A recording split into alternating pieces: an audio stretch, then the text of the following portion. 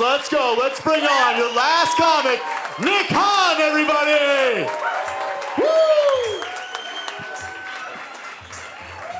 Woo! Okay. Oh, they remembered my walk-on song. That's nice. That makes me feel better. I'm a little nervous right now, to be honest, you guys. It's good to be here in Lowell, but I did make a huge mistake today. Anybody else? Yeah, that's what I figured. We are in Lowell, right? I figured there's 80 people here? Like, statistically, 5 or 6 of you were just, for the past 10 minutes, staring into Katie's forehead like, what the fuck did I do today? Right? That's okay. I made a huge mistake today. I shaved my beard off for this show.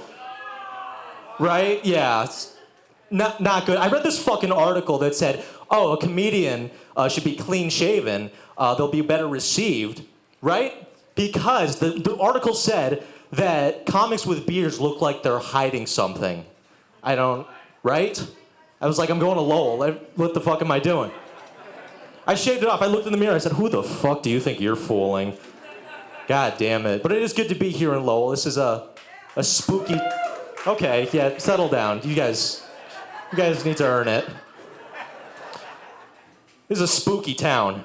I gotta be honest. Salem gets the reputation for being spooky. They got all those ghouls and ghosts. Like, ooh, that's a Salem ghost, right? I walked here from the train station. I think I saw a Lowell ghost. It was like, ooh.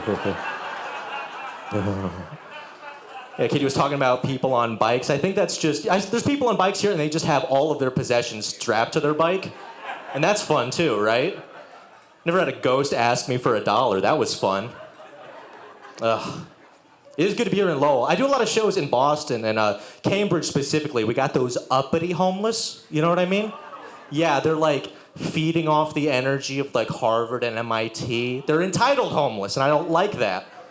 I was doing a show in Cambridge, and this homeless guy, I was smoking a cigarette outside the bar with my buddy, and this homeless guy was walking his bike up, and he said, hey man, can I have $1?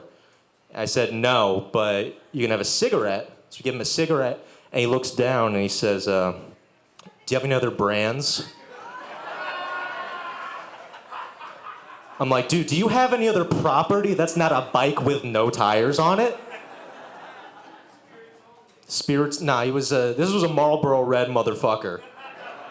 This guy sounded unemployed from birth. Like, I fucking hate that accent, by the way. It's awful. Holy shit. The music is still playing. I'm a big fan of that. Thanks, you guys. I know this is a music venue. This is the first comedy show. Are you guys excited to have comedy in Lowell? This is a real comedy club tonight, you guys. I'm excited for it. Lowell, this is real salt of the earth people, which is my favorite type of people to perform for. And I'm being serious. I got back from New York a couple weeks ago doing comedy there. Anyone been to New York recently? It's right where what's your favorite part of New York, sir? I wasn't talking to you, but let's hear from the drunk guy. What's your favorite part? What? Bushwick? Yeah, is that in Brooklyn? Yeah, I was in Brooklyn, and it's disgusting, right? It's filthy. I hate Brooklyn.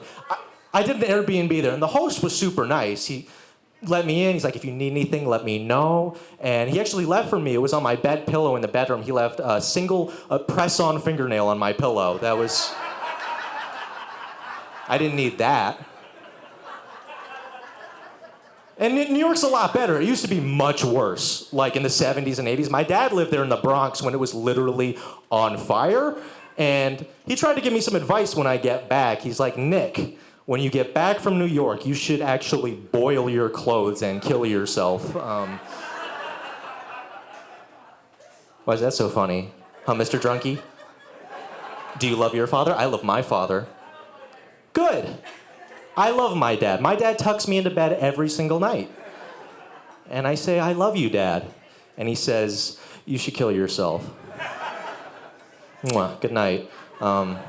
He's a good guy. He's a good guy, supportive. Like, I'm obviously not a sporty guy. I wasn't growing up. He never made fun of me. He never called me gay. He just knew, you know. Supportive. He's a good guy. He's Asian. My dad. Shout out to the other half Asian guy here. Half Korean, right? Hell yeah, dude. We got one.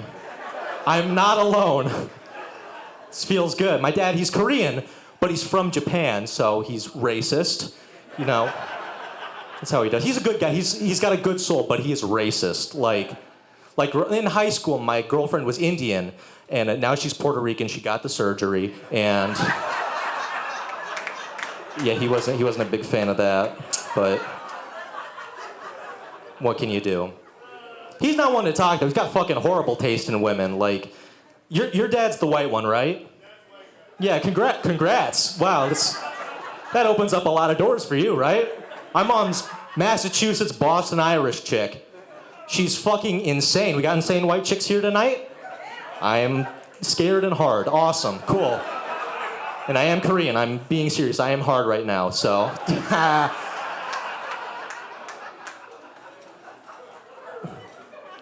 No, she's a handful, though. She's a handful.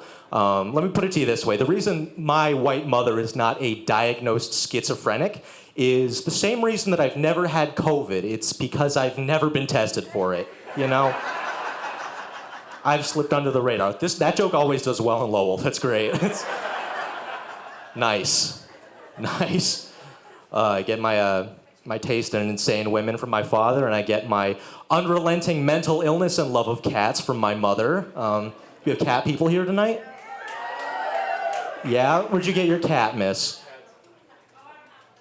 Oh, great. Just the energy is there. I like that. You just brooding mental illness waiting to strike. I like that. That's good. That's good. I play off, like I got my cat during COVID. Like I went to this nice little place in downtown Boston. It's called Sal's Lunch. And no, they had a deal going on. They had a deal. You get, for $50, you get a cat, and it comes with its testicles still attached. Yep, I'm a huge pothead, so I never got him neutered. I did get him circumcised, though. That one's a joke. He's not Jewish, you guys. He's a radical Presbyterian. You would love him. He's a good guy. Now, don't maim, don't harm your animals. I didn't get him neutered. I did have to shave his balls, though, because he has a date coming up. It's a date with Destiny. I'm getting him euthanized, and... Oh, Wise. Listen, what was that? You really are mentally ill. Let's tone it down just a little bit, ma'am. I'll find you a cat just if you'll stop talking. Thank you. It's a dumb joke, I'm sorry. I told that joke in Worcester, Massachusetts, much worse than Lowell. Okay, that makes a lot of sense. Let's settle. Worcester is awful, and he knows it. He's lived through it, and he's brought it here tonight, and thank you for that.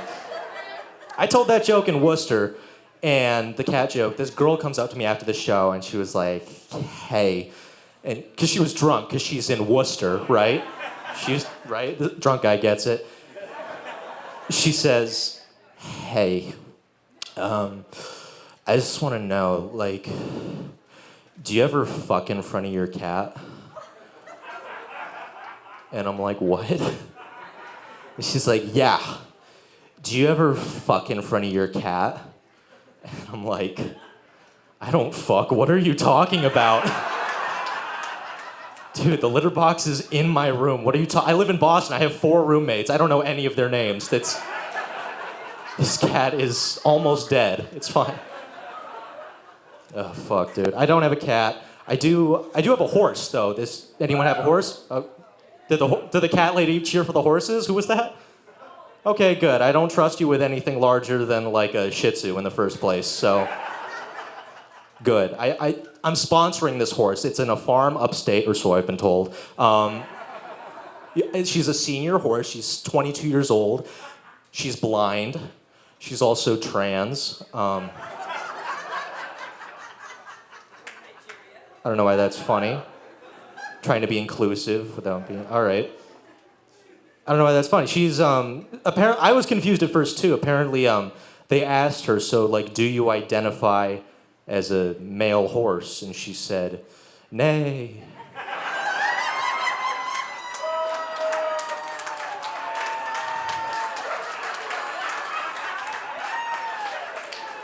That joke does not deserve an applause break. Not at all, you guys. Yeah, she said, apparently, so they also asked her, so do you identify as a female horse? And she said, yes. Yeah. I found her online, and this is bad to say, she was the cheapest horse I could find. Well, listen, that's not true. There was another horse she was $1,100. I found another horse that was $1,300, but it was dead, and that's a lot of meat. I can't just drop $1,300 on an unbutchered horse carcass. I am Korean, but I mean I don't have a freezer big enough for that, man. I can't do anything with that. I don't have a cat. I don't have a horse. I'm 24 years old, you guys, and I sleep with a nightlight. It's called the moon. I am homeless.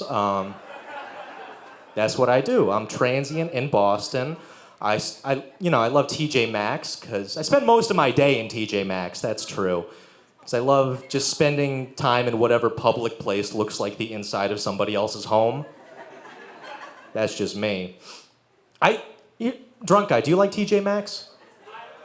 You love it? I feel like you love everything right now. You're my rock. This guy's my core demographic. There's people who can barely talk. That's great.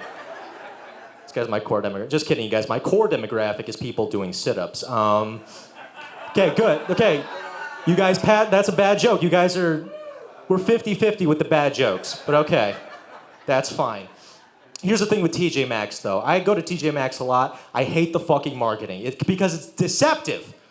I'm in TJ Maxx most of the time, and I'm looking up at the sign, and my drug-addled brain just goes Trader Joe's Max, and I can't turn that off. I can't help that, okay? Listen, but that makes you think, though, right? What if there was a Trader Joe's Max, like an elevated form of grocery shopping? Like it's the Epcot of groceries. You get there, Joe is there. You walk in, Joe kisses you right on the lips. And he blows you on the way out. Guys, it's Pride Month. I'm really excited. And still hard. Listen, you guys, men need to support other men. Am I right, though? Come on. All right, that was a weak response, but okay. Listen, ma'am, true or false? Women are better at supporting other women than men are at supporting other men.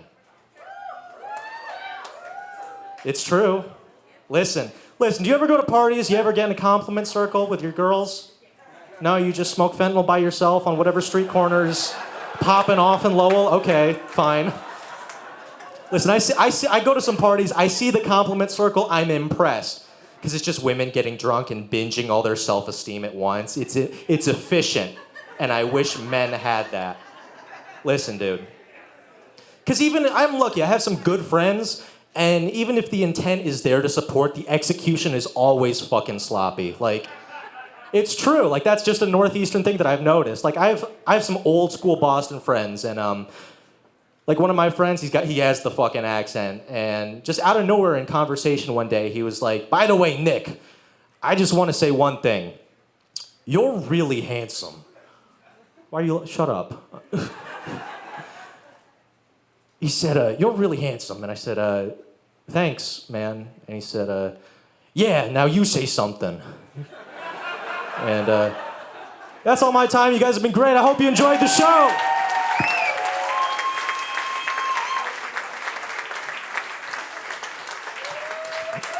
Nick Hahn, everybody.